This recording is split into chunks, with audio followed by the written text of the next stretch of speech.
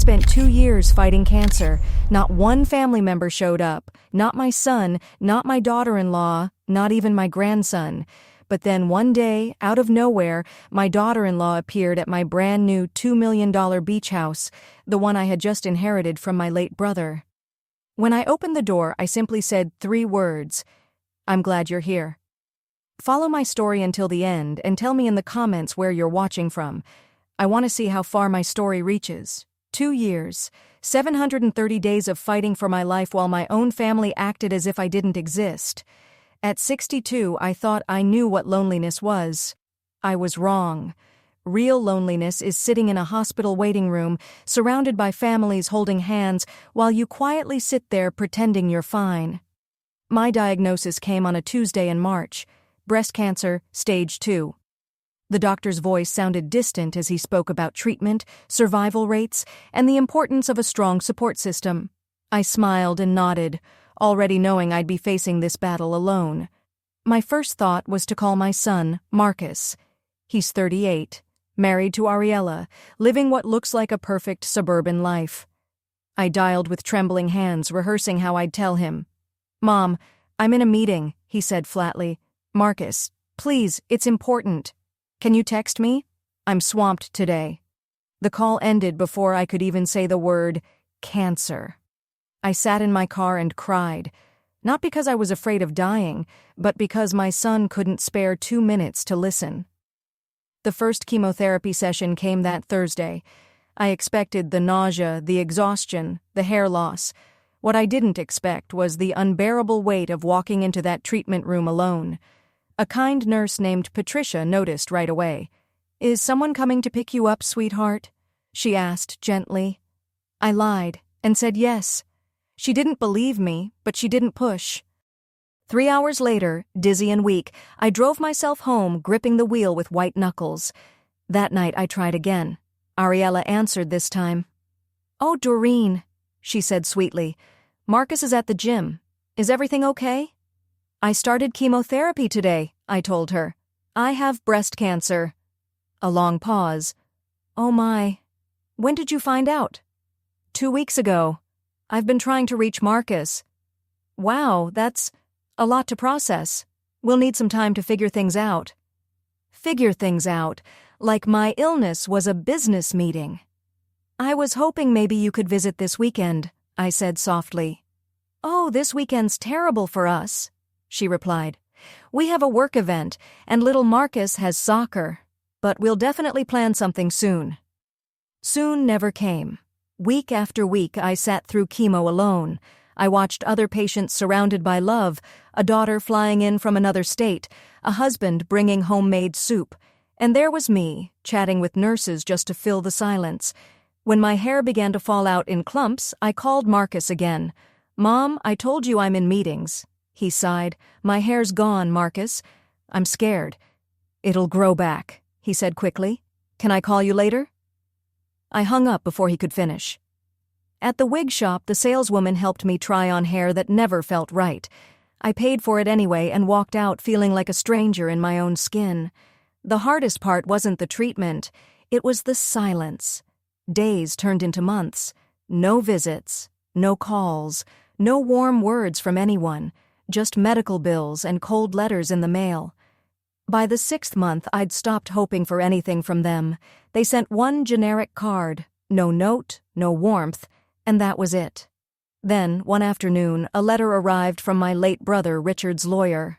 We hadn't spoken in over a year, some silly disagreement about our mother's estate.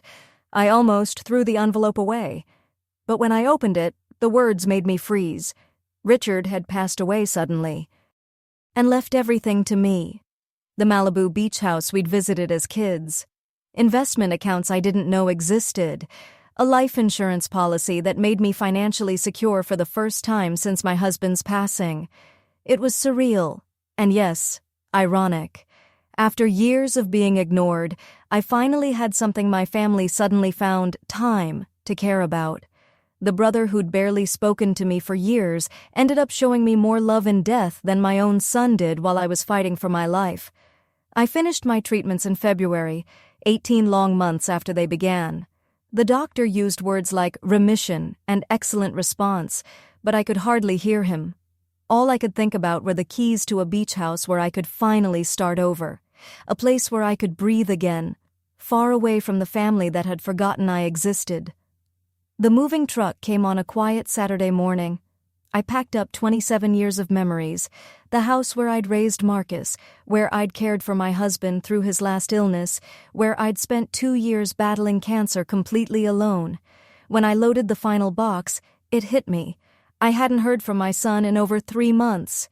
The beach house was everything I remembered and more. Floor-to-ceiling windows overlooking the Pacific, a kitchen flooded with sunlight, rooms that no longer echoed with emptiness. For the first time in years, I felt peace. Exactly 6 weeks later, on a Tuesday morning, the doorbell rang. I wasn't expecting anyone. I hadn't shared my new address, not with Marcus, not with Ariella. Through the frosted glass, I saw a woman's silhouette. Familiar, but unexpected. My heart raced as I turned the handle. After 2 years of silence, what could possibly bring my daughter-in-law to my doorstep now? When I opened the door, Ariella stood there, looking like she'd stepped straight out of a magazine. Her blonde hair was perfectly styled, makeup flawless despite the California heat. She wore a flowing white dress that probably cost more than my old monthly medication, but it was her smile that told me everything. That polished, camera-ready smile she always wore at work parties and family dinners, the one that never quite reached her eyes. "Doreen!" she exclaimed, spreading her arms as if we were old friends. "Oh my goodness, you look amazing! I can't believe you didn't tell us about this gorgeous place." I stayed in the doorway, not moving to hug her. In 20 years of marriage to my son, Ariella had been to my old home exactly 7 times, 4 of those for Christmas, and every visit felt like an obligation.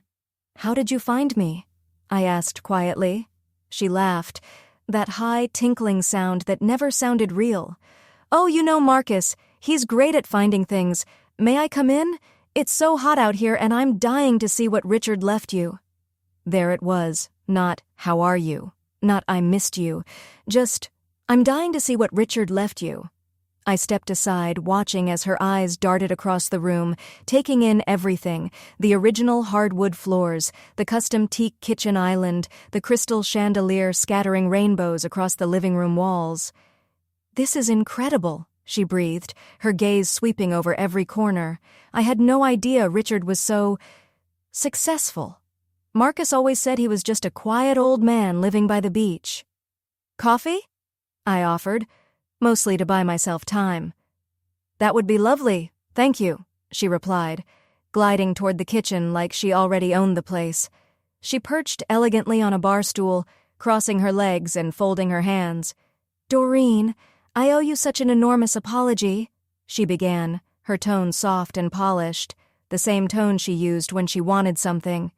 "I know we weren't as present as we should have been during your situation." Situation, that's what she called 2 years of chemotherapy, radiation, and near isolation. "We were just so overwhelmed," she continued, sighing dramatically. "Marcus's promotion brought so much stress, and little Marcus was struggling in school and my mother's health. You know how life just piles up sometimes." I poured her coffee slowly, letting her excuses hang between us. She was painting herself as a woman crushed by responsibility, too busy rescuing everyone else to notice the person who once raised her husband.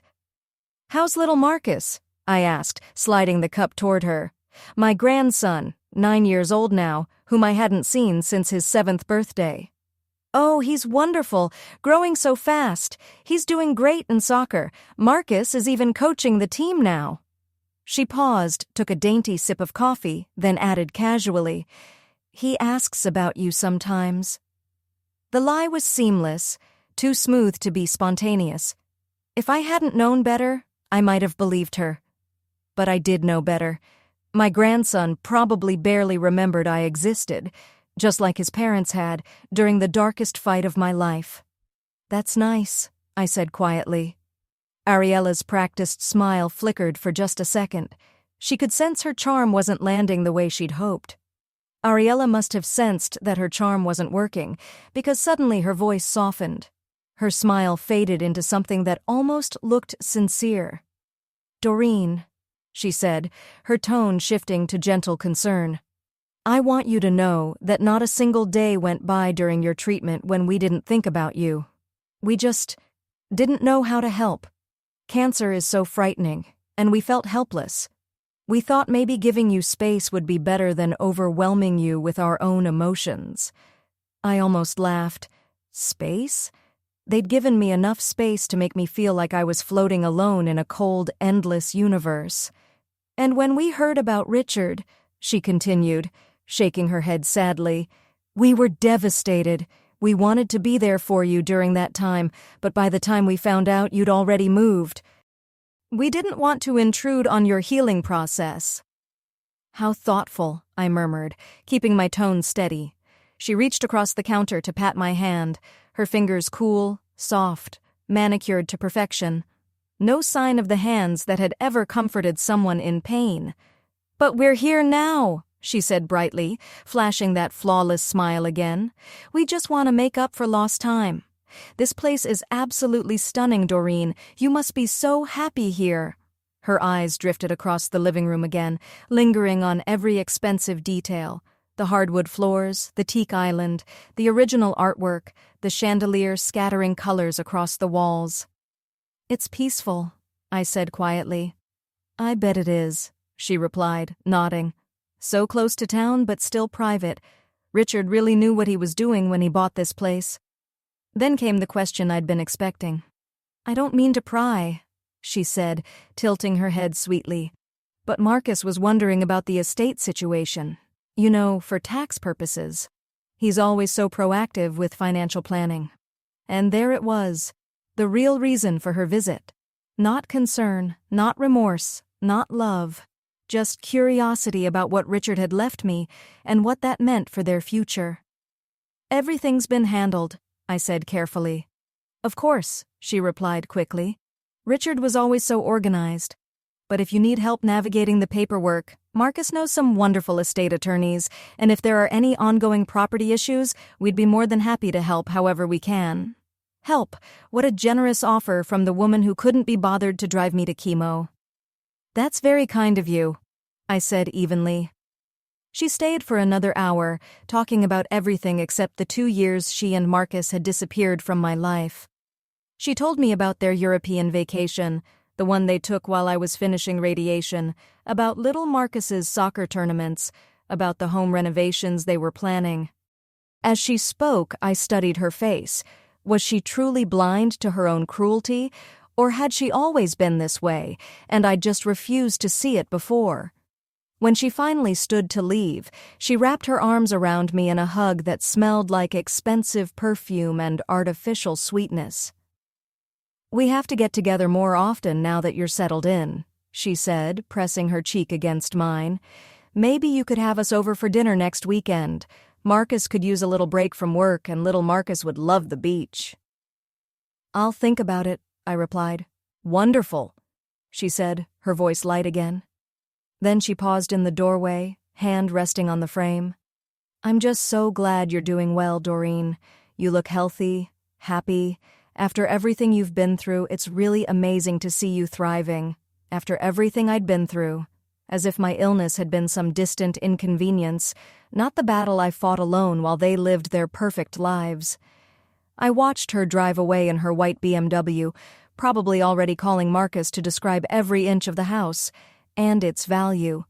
They'd vanished when I needed them most. But now that I had something worth noticing, suddenly they wanted to rebuild the family bond. I walked back inside and stood in the middle of my beautiful living room, sunlight spilling through the windows and glimmering on the waves outside. For the first time since Ariella's arrival, I smiled, because they had no idea what they were walking into. 3 days later, I sat on my deck with a cup of coffee, watching the ocean breathe against the sand. My neighbor Helen strolled over with her golden retriever, Buddy. Helen was 75, a retired teacher who'd lived here for decades. She'd been the first to welcome me with homemade cookies and an offer to water my plants whenever I traveled. "That was quite the visitor you had the other day," she said, settling into the chair beside me while Buddy sniffed around the deck. I looked at her curiously. You met Ariella? Helen's face darkened. Met her, honey? She cornered me at the mailbox for 20 minutes, asking every kind of question you can imagine. About you, about Richard, about this house. Helen leaned closer, lowering her voice. She wanted to know how long you'd been here, whether you'd mentioned any financial problems, and what was the word she used. Helen frowned, searching her memory. Forgetful. She asked if you'd seemed forgetful lately. My coffee cup stopped halfway to my lips. Forgetful. She was very concerned about your mental state, Helen continued. Said your family had been worried ever since your cancer treatments that you might be showing signs of dementia or making poor decisions. She asked if I'd noticed anything concerning about your behavior. The words hit me like a punch to the chest. My hands trembled as I set the cup down. What did you tell her? I whispered. Helen snorted. I told her you're one of the sharpest people I've ever met, and that if she was so concerned about your welfare, maybe she should have been around during those months when you were actually sick. She patted my hand. That woman has some nerve, I'll tell you that much. After Helen left, I sat on the deck for hours, staring at the ocean, trying to process what I'd just learned. Ariella hadn't only been appraising my house during her visit, she'd been quietly building a case that I was mentally incompetent. The next morning, I drove back to my old neighborhood for the first time since moving. I needed to know what had been happening behind my back during those 2 years. At the house next door, Maria Rodriguez opened the door with a warm smile. Doreen, how wonderful to see you. You look so healthy. Much better, thank you, I said. Maria, can I ask you something? While I was sick, did anyone ever come by asking about me? Any family members? Her smile faded. Oh, honey. Yes. Your daughter-in-law came by several times. She seemed very worried about you. What kind of worried? Maria glanced around as though someone might be listening. She said the cancer treatments were affecting your memory, that you were making strange decisions, forgetting important things. She asked if I thought you were still capable of living alone safely. My blood ran cold. When was this? Throughout your treatment. Maybe 4 or 5 times over those 2 years. She said the family was considering intervention, maybe finding you a nice assisted living place where you could get proper care. I felt sick. While I was fighting for my life, Ariella had been quietly laying the groundwork to have me declared incompetent. Maria, I asked, my voice barely steady, did I ever seem confused to you? Forgetful? Not at all, she said firmly. You were tired, sure, but your mind was always sharp. You handled everything yourself, drove yourself to appointments, kept your house immaculate. Honestly, I was amazed at how together you stayed. From there I went to the grocery store I'd shopped at for 20 years. The manager, Tom, greeted me warmly. Mrs. Patterson, so good to see you looking well. How's the new place? Very well, thank you, I said. Tom, this is an odd question, but did anyone ever come here asking about me, my shopping habits, my behavior? His expression tightened. Actually, yes. Your son's wife came in several times. Said the family was concerned about your mental health after the diagnosis. Wanted to know if we'd noticed you seeming confused, forgetting things, making unusual purchases. What did you tell her? The truth, that you seemed perfectly normal. Maybe a little tired, but always polite. Always knew exactly what you needed. He shrugged. She seemed disappointed by that answer. The picture was coming together, and it was worse than I'd imagined. Ariella hadn't just abandoned me. She'd been actively undermining my credibility, planting seeds of doubt wherever she could. That afternoon, I called my oncologist's office and requested copies of all my medical records. Susan, the nurse who'd always been kind to me, answered, Doreen, of course we can get those for you. Is everything all right? Susan, did anyone from my family ever call asking about my condition, about cognitive side effects? There was a pause. You know, it's funny you ask, she said slowly. Your daughter-in-law called several times, very concerned about possible memory issues from chemotherapy. She wanted to know if we'd observed any decline that might affect your ability to make decisions. And what did you tell her? That you'd shown no signs of impairment whatsoever. Dr. Mitchell always commented on how well-informed and engaged you were. You followed instructions perfectly, asked excellent questions, managed your schedule better than patients half your age. I hung up, feeling sick to my stomach. The scope of Ariella's campaign was undeniable now. Neighbors, the grocery store, my medical team, all contacted, all questioned, all told the same lies. And then the next day, while cleaning out a box of old paperwork from my move, I found it. The thing that made my blood freeze. Buried beneath medical bills was a photocopy of a document I had never seen before. A petition for guardianship, Marcus Patterson versus Doreen Patterson. The date on the document stopped me cold. 8 months into my cancer treatment, right when I was at my weakest. According to the petition, my own son, Marcus, had asked the court to appoint him as my legal guardian. His reason? Diminished mental capacity due to cancer treatment and advanced age. The pages were filled with lies. He claimed I could no longer manage my finances or make sound medical decisions. Attached were sworn statements from Ariella describing incidents of confusion, that I'd forgotten to pay bills, gotten lost on familiar roads, and made irrational statements about family members. Every single word, a fabrication. At the bottom was a handwritten note from what looked like an attorney. Insufficient evidence of incapacity. Need medical documentation or witness statements. Suggest gathering more evidence before proceeding. They'd planned to have me declared incompetent. If they'd succeeded, Marcus would have controlled everything. My money, my medical care, my freedom, and when Richard died, leaving me the house and the investments. They would have controlled that too. I sat in my old bedroom holding the papers with shaking hands as the full weight of their betrayal sank in. They hadn't just abandoned me when I was sick. They'd plotted to take everything from me. My independence, my dignity, my life. The cruelest part? They would have used my own inheritance to do it. They'd have taken the beach house, the accounts, everything, while I lived in a facility of their choosing, under their control. My phone rang suddenly, shattering the silence. Marcus. Mom, he said brightly. Ariella told me she had a wonderful visit with you. She's so glad you're doing well. I stared at the petition, my son's signature staring back at me from the bottom of the page. Yes, I said slowly. It was enlightening. Great. Listen, we'd love to come see you this weekend. Bring little Marcus along, maybe have dinner together. What do you say? They were circling back, ready for phase 2 of whatever scheme they'd been building, but this time I would be ready. That sounds wonderful, Marcus. I'd love to see you all. Perfect. We'll drive down Saturday morning. Oh, and Mom? His tone softened. Ariella mentioned you seem really settled there. It's such a relief to know you're happy and stable. Stable. An interesting word choice. Yes, I replied, steady and calm. I'm very stable indeed. Saturday morning arrived bright and golden, classic California perfection, and I was prepared.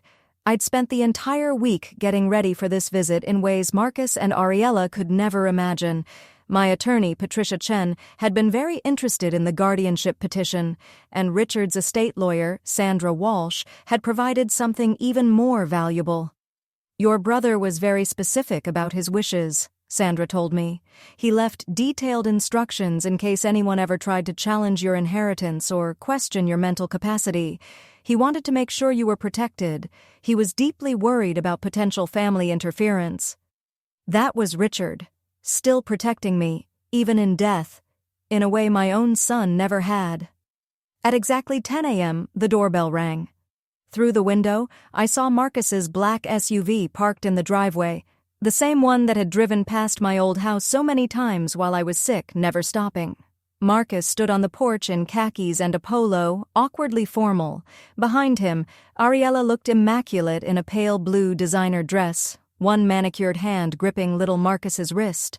My grandson had grown tall and lean, all knees and elbows, his father's dark hair falling into serious brown eyes. He looked at me with curiosity, not recognition, and my heart ached. This boy should have been a part of my life, not a stranger on my doorstep. "Grandma Doreen," Ariella said brightly, giving him a little nudge. "Say hello to Grandma." "Hi," he whispered, shy and uncertain. "Hello, sweetheart," I said softly, crouching to meet his eyes. "You've grown so tall. How old are you now?" "9," he answered, then glanced back at his mother for approval. "Come in, all of you," I said, stepping aside. "I've made lunch." As they entered, I saw Marcus's eyes sweep over the house, just like Ariella's had before, but where she'd looked greedy, he just looked uneasy. "This place is incredible, Mom," he said, forcing a smile. "I had no idea Uncle Richard lived so well."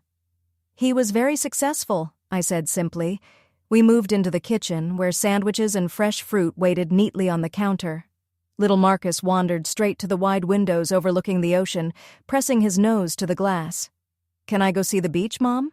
he asked. "After lunch, honey," Ariella said, her voice as smooth as ever. Then she turned back to me with that practiced smile, the same one she'd worn the day she walked back into my life. "Doreen, you've done such beautiful things with this place," Ariella said, her voice dripping with admiration. "Have you thought about what you'll do with all this space? It just seems like a lot for one person to manage." There it was, not even 20 minutes into the visit, the polite, smiling way of questioning whether I could handle my own life. "I'm managing just fine," I replied, setting glasses of lemonade on the counter. "Actually, I've been thinking about hosting some family gatherings. It's been far too long." Marcus shifted uncomfortably in his chair. "That's great, Mom. You deserve to enjoy yourself after everything." After everything. Such a convenient way to describe 2 years of complete abandonment. "Yes," I said evenly. "After everything, I've gained a new perspective on a lot of things." We sat down for lunch. I let them steer the conversation. Ariella talked nonstop, about their vacation in Hawaii, about little Marcus's school awards, about the new car they were considering. Marcus jumped in about his promotion, how stressful it was, how everyone at work depended on him, how he felt like he was drowning in responsibility. I sipped my lemonade slowly, remembering all the times I'd needed something, a ride, a visit, a simple call, and how he'd been too busy every single time. "That must be difficult," I said mildly. "It is," he admitted, rubbing the back of his neck. "That's why it's so nice to see you settled and comfortable here. One less thing to worry about." One less thing to worry about, as if I were just another item on his checklist. After lunch, I gave them a tour of the house. Little Marcus was enchanted, wide-eyed at the ocean view from the master bedroom, giggling as he discovered the ping-pong table and old arcade machines in the basement. For a few precious minutes watching him laugh, I almost forgot why his parents had come. But the moment we stepped onto the deck, Ariella began her real work. "Doreen, this setup is amazing," she said softly, scanning the horizon. "But I can't help worrying about you being here all alone. What if something happened? What if you fell or had a medical emergency? There's no one here to check on you." "I have neighbors," I said. "Helen next door has been very kind." "Oh, that's sweet," she replied, her smile tightening. "But neighbors aren't family. And at our age—" She hesitated delicately. "Well, it's just something to think about." Our age. Ariella was 35. Marcus leaned forward, his expression suddenly serious. "Mom, we've actually been talking about this, about your future care and planning ahead." "Have you?" I asked, keeping my tone neutral. "We just want to make sure you're protected," Ariella added smoothly. "Financially and medically, there are so many decisions to make, and sometimes it helps to have family involved." I glanced toward the edge of the deck where little Marcus was kneeling in the sun, quietly building something out of driftwood, blissfully unaware of the storm behind him. "What kind of decisions?" I asked. They exchanged a look. "Well," Marcus said carefully, "estate planning for one, making sure your affairs are in order, and maybe considering what level of care you might need down the road." "I'm in perfect health," I said evenly. "Of course you are," For now, Ariella said quickly. But cancer survivors sometimes experience cognitive issues or other health challenges. We just want to be sure you have the right support systems in place. There it was again, that quiet suggestion that my mind wasn't what it used to be. How thoughtful of you, I said calmly, especially considering how attentive you both were during my actual treatment. The words hung between us like smoke. Marcus flushed. Ariella's smile faltered. Mom, Marcus said softly, we've talked about this. We know we weren't as present as we should have been. We feel terrible about that. Do you? Of course we do, Ariella insisted. That's why we want to be more involved now. We don't want to make the same mistakes again. I stood and walked to the railing, letting the sea breeze steady me. Behind me, I heard them whispering, urgent, nervous. They could feel the shift, but they didn't know why. You know, I said finally, turning back to face them, I found something interesting while packing up the old house. Marcus froze. What's that? I pulled a folded document from my pocket and laid it on the patio table. Both of them stared at it as if it were alive. Would either of you like to explain this to me? Silence. Even the waves seemed to pause. Little Marcus looked up from his driftwood creation, sensing the tension in the air. Finally, my son spoke. Mom, that was just a precaution, he said, his voice unsteady. Our lawyer suggested we explore all options in case your health declined. Interesting, I said, my voice steady. Because according to this document, you were planning to have me declared mentally incompetent 8 months into my treatment, not because of health decline, but because of so-called cognitive issues that, according to my medical records, never existed. Ariella's face went pale under her flawless makeup. Doreen, you're taking this the wrong way, she said quickly. We were just trying to protect you. Protect me? I asked quietly. Protect me from what? Making my own decisions? Managing my own money? That's not— We would never, Marcus stammered. But I didn't let him finish, because now, for the first time in years, I was in control. Marcus stammered, his face pale. You would never what? I asked softly, my eyes locked on his. Lie to my neighbors about my mental state? Question my grocery store manager about whether I seemed confused? Call my doctor's office, fishing for evidence that I was incompetent? They both stared at me in shock. They'd had no idea I knew about their campaign. How did you— Ariella whispered. How did I find out?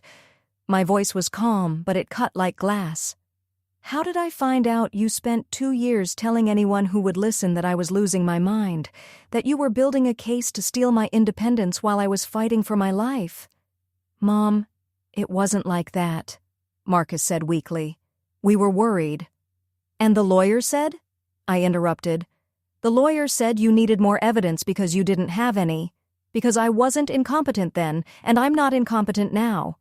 I leaned forward, my tone deadly calm. But you know what I am? I'm rich. Richard left me over $2 million in assets. And suddenly, after 2 years of silence, you're deeply concerned about my welfare. That's not fair, Ariella said, her voice trembling. We're here because we love you. I laughed, a sound with no humor in it. Love? You want to know what love looks like? Love looks like showing up for chemotherapy appointments. Love looks like bringing soup when someone's too sick to cook.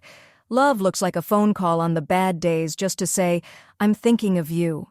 Little Marcus had stopped playing and was staring at us with wide, frightened eyes.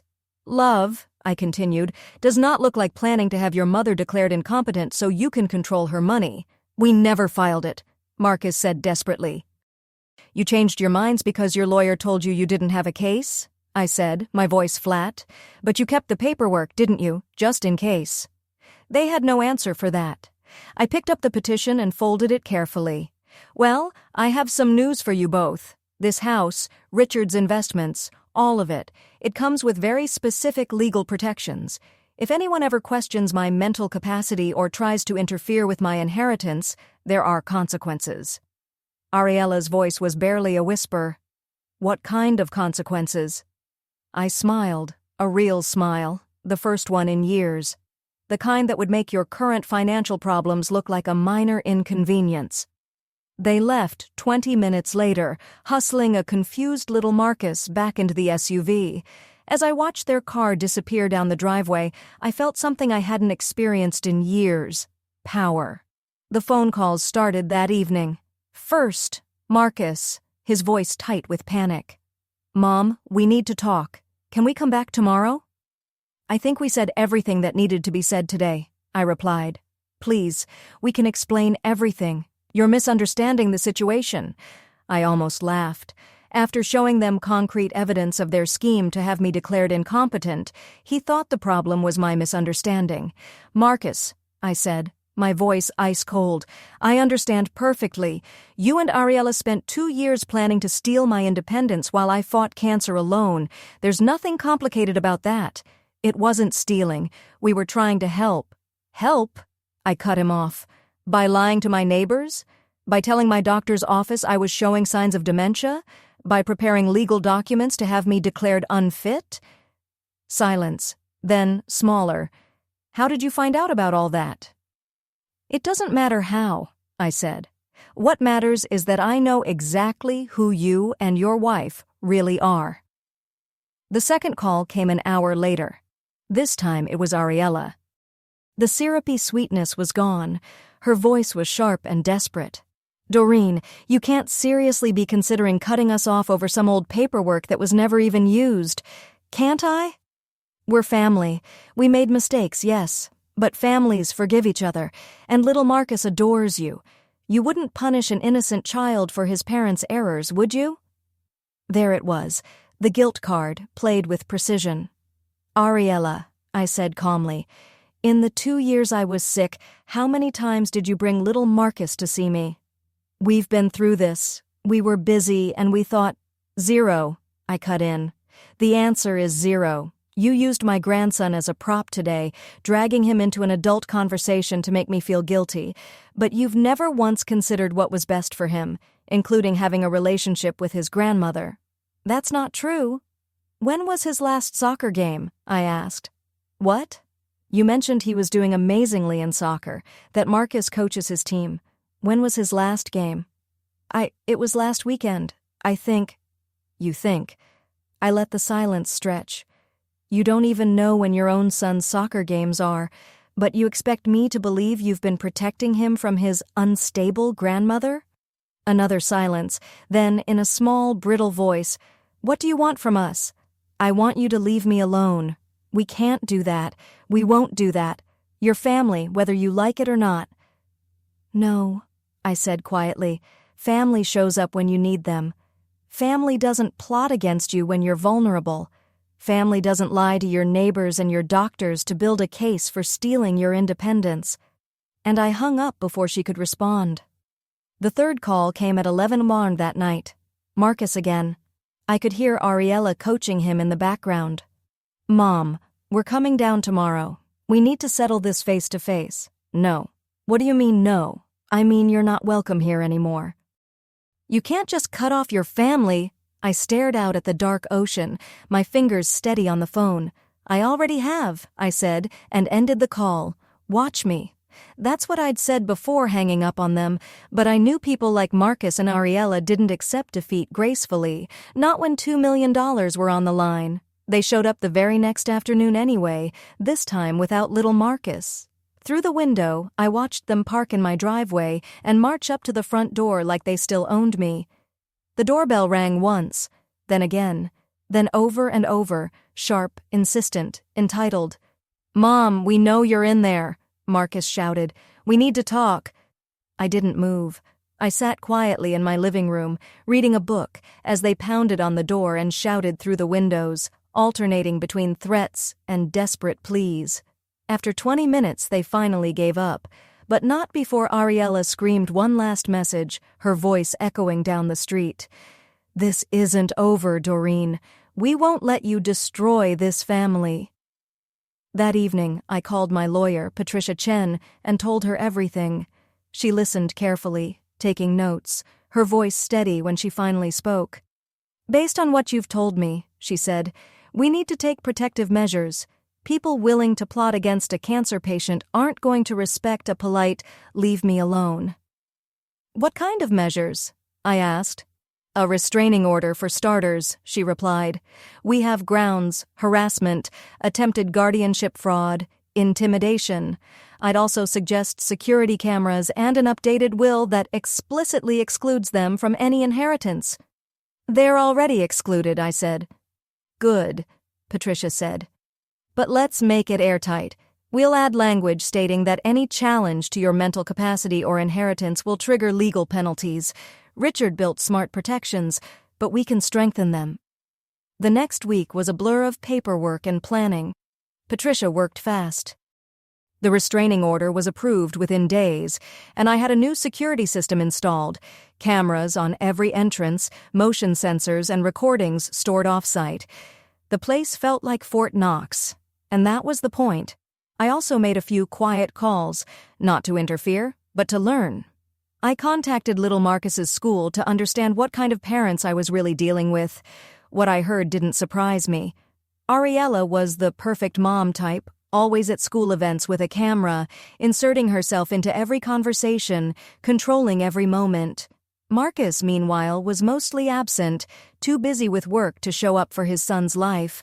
Their child, my grandson, was described as polite but withdrawn, bright, sensitive. The kind of boy who'd already learned that love came with conditions. My heart broke for him, but I knew better than to step in. Not now. Not when they'd use any contact with me as another weapon. The restraining order was served on a Thursday. Patricia called to update me. "It's been delivered to both of them at their home," she said. "Little Marcus was there." "How did they react?" I asked.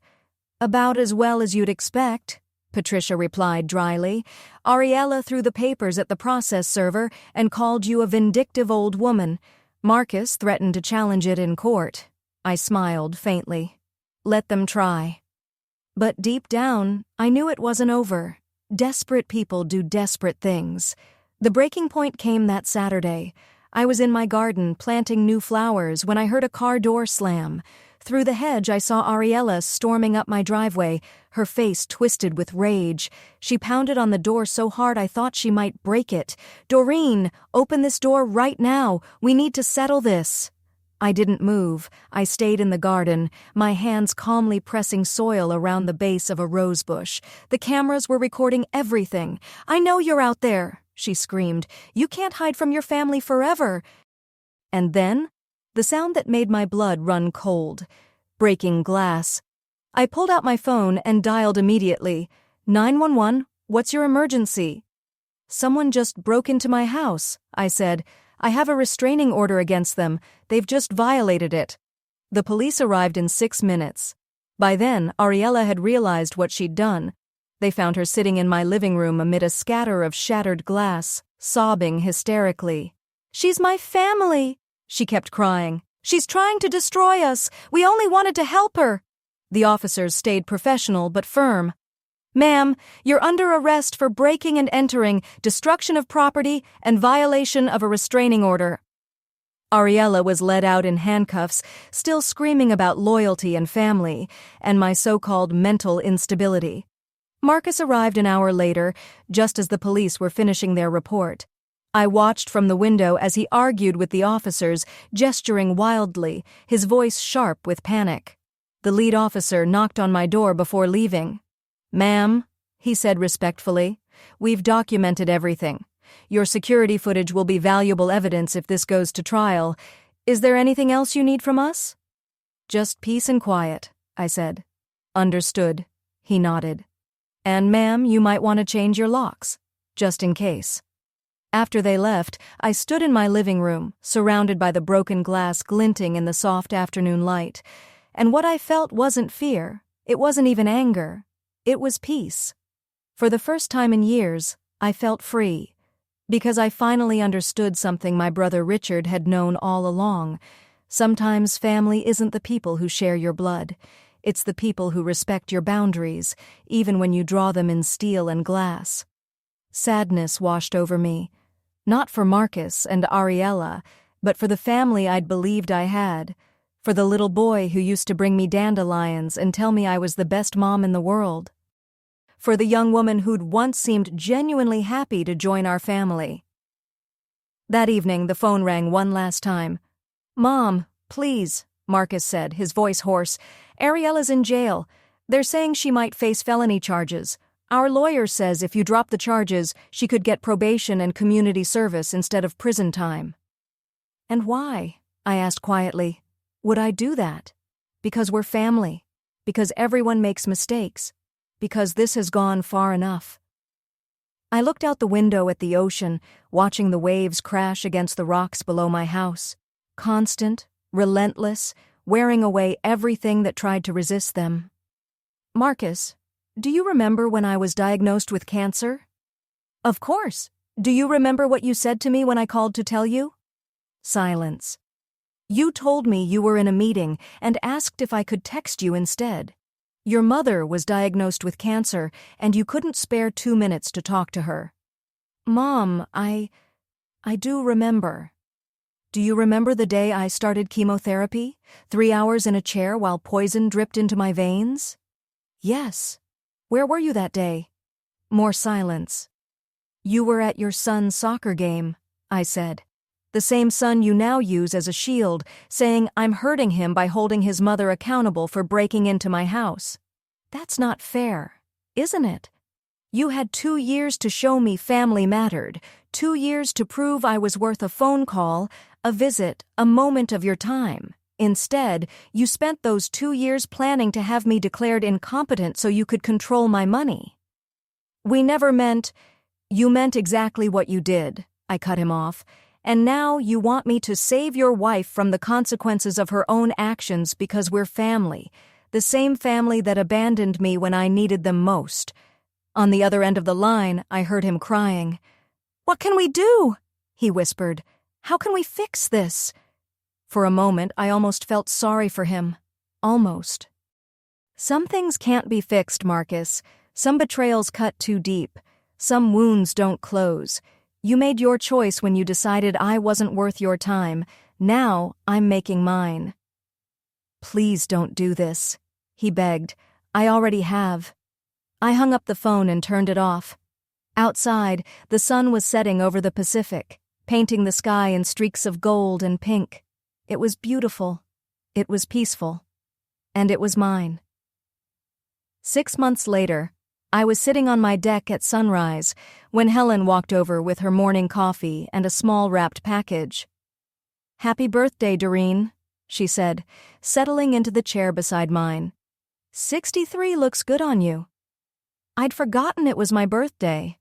For 62 years, birthdays had meant awkward dinners, obligatory gifts, phone calls from people pretending we were closer than we were. This year, the date had slipped by unnoticed. "Thank you," I said, accepting the package. Inside was a small ceramic bird, hand-painted in ocean blues and greens. "I made it in my pottery class," Helen explained. "The instructor said I should give it to someone who brings me joy. You were the first person I thought of." Tears pricked my eyes. When had someone last given me a gift simply because they wanted to, not because they felt they had to? "Helen, this is beautiful," I whispered. "But you hardly know me." She laughed, a warm sound mixing with the crash of waves below. "Honey, I've lived next door for 8 months. I've watched you turn this garden from nothing into something gorgeous. I've seen you reading on your deck every morning at sunrise. I've watched you help Mrs. Kim with her groceries and offer to watch the Petersons' dog when they went out of town." She sipped her coffee, smiling. "I know you better than some people know their own families."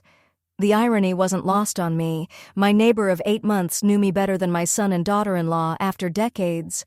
"Have you heard from them?" Helen asked gently. She knew the basics of what had happened, though I'd spared her the worst details. "No," I said. "The restraining order runs for another year. Ariela's court case is still pending. Marcus hired an expensive lawyer, but breaking and entering is hard to explain away, especially with video evidence." I cradled the little ceramic bird in my hands and watched the sunrise spill over the water. For the first time, I felt like I wasn't just surviving anymore. I was free. "Do I miss them?" It's a question I'd been asking myself for months. Did I miss the son who'd once been the center of my world? Did I grieve for the family unit that had never really existed? I miss who I thought they were, I said finally. I miss the idea of having family who loved me unconditionally. But the reality? No. I don't miss being treated like an obligation or a burden. That afternoon, I drove to my old neighborhood for the first time since the confrontation. I wasn't sure why. Maybe closure, maybe curiosity.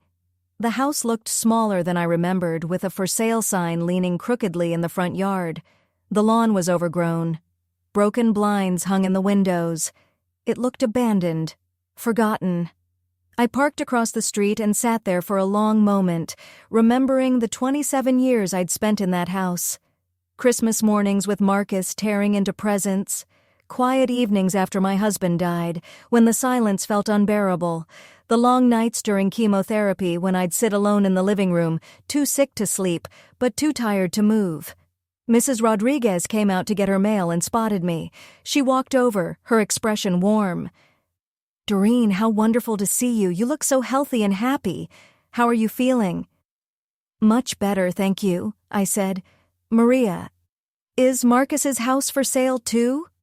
Her face darkened. "Oh, honey, they lost it about 3 months ago. Foreclosure. I heard Marcus lost his job not long after. Well, after all that trouble with the police. Apparently his company didn't appreciate the negative publicity." I felt a pang of guilt, quickly followed by the reminder Marcus had brought this on himself. "Where are they living now?"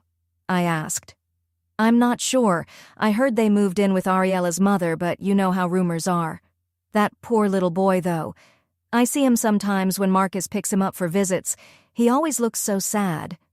Little Marcus, in all of this mess, he was the only truly innocent victim, a 9-year-old boy whose world had been shattered by his parents' greed and manipulation."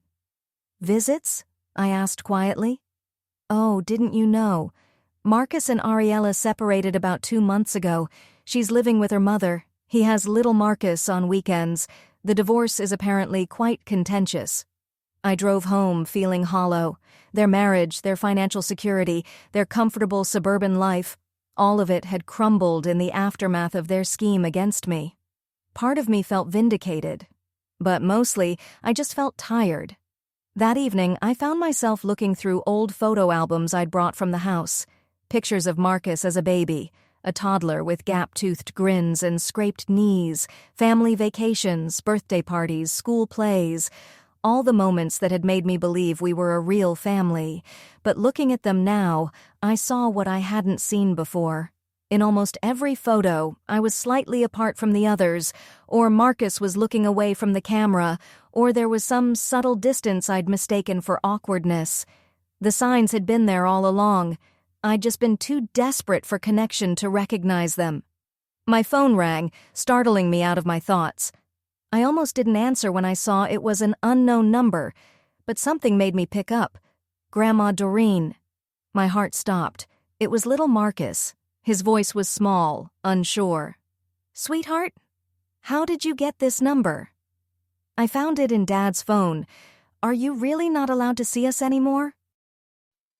I closed my eyes, trying to find the words to explain adult failures to a child who shouldn't have to understand them.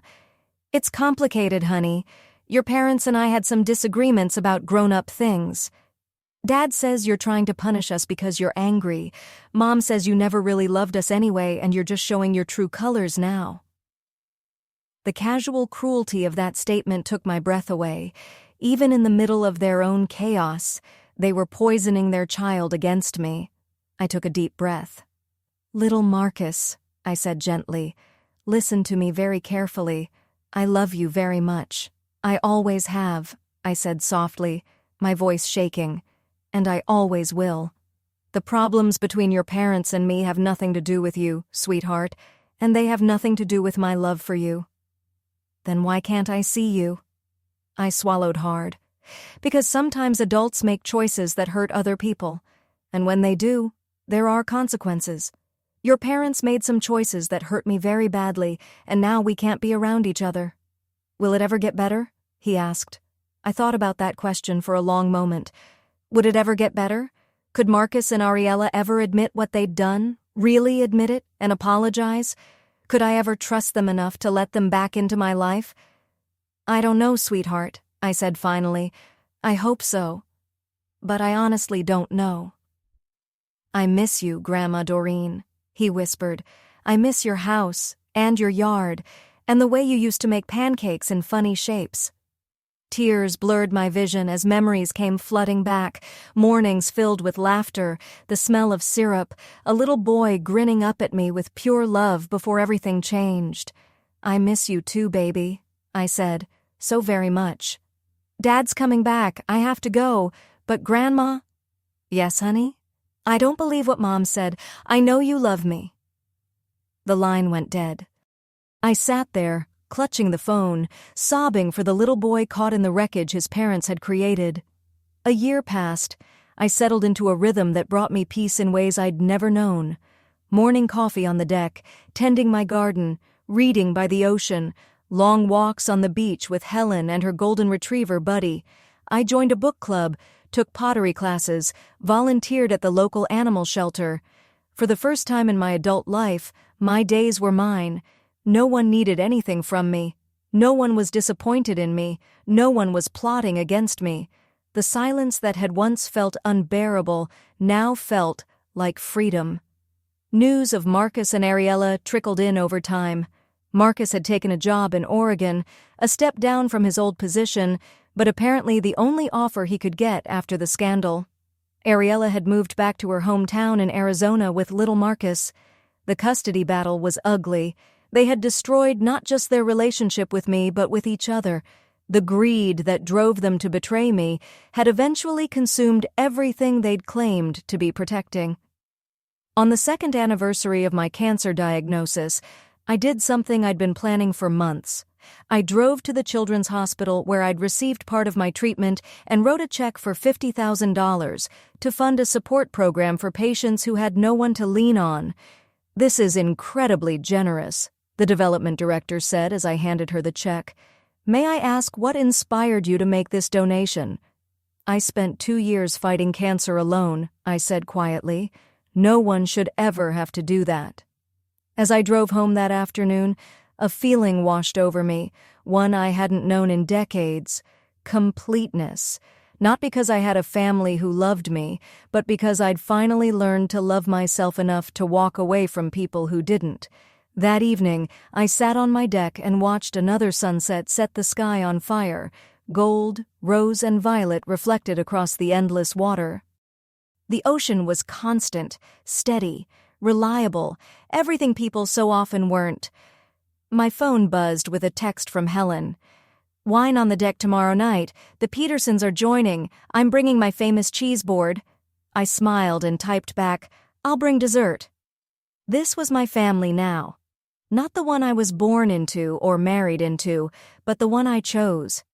People who showed up when they said they would. Who remembered my birthday. Who offered help without expecting anything in return. People who saw me not as an obligation or a resource, but as someone worth knowing, worth caring for, worth loving. At 63, I'd finally learned the most important lesson of my life. The price of absence is ultimately paid by those who choose not to be present. Marcus and Ariella had traded their place in my life for a shot at my money, and lost both. But I'd gained something far greater than anything they could have taken from me. I'd gained myself. Now I'm curious about you, the one listening to my story. What would you do if you were in my place? Have you ever been through something similar? Share your thoughts in the comments. And if this story touched your heart, remember to subscribe and watch the 2 other stories now on screen. Both will surprise you. Thank you for staying with me until the end.